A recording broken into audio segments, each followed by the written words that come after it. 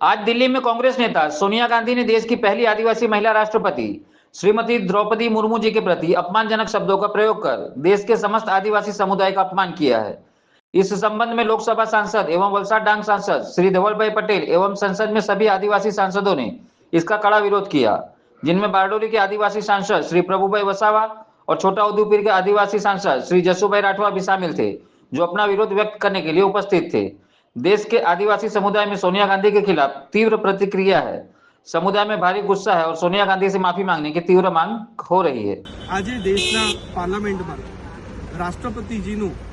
संबोधन હતું, જેમાં પૂરા છેલ્લા 10 વર્ષમાં જે ભારત સરકારે નરેન્દ્ર મોદી સાહેબની અધ્યક્ષતામાં જે વિકાસની હરણફરણ કરી છે અને આવનારા 10 વર્ષમાં પણ ભારત કઈ રીતે વિશ્વગુરુ તરફ બની રહ્યો છે એની પણ રૂપરેખા જ્યારે દ્રૌપદી મુર્મુજીએ પૂરા રાષ્ટ્રની સામે મૂકી અને સરસ રીતે પૂરા લોકો દેશના લોકોએ એને વધાવી છે। પણ છતાં પણ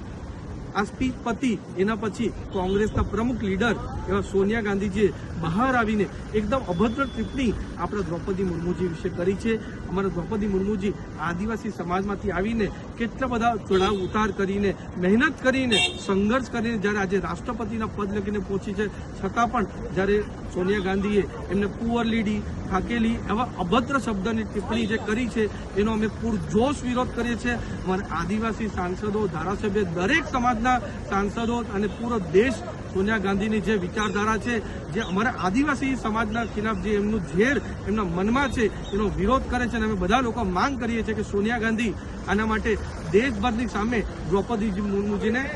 માફી માંગે અને પૂરા દેશને પણ માફી માંગે કે આવું અમારા આદિવાસી સમાજનું ઇન્સલ્ટ અને અપમાન અમે કોઈ પણ દિવસ સહેવાના નથી।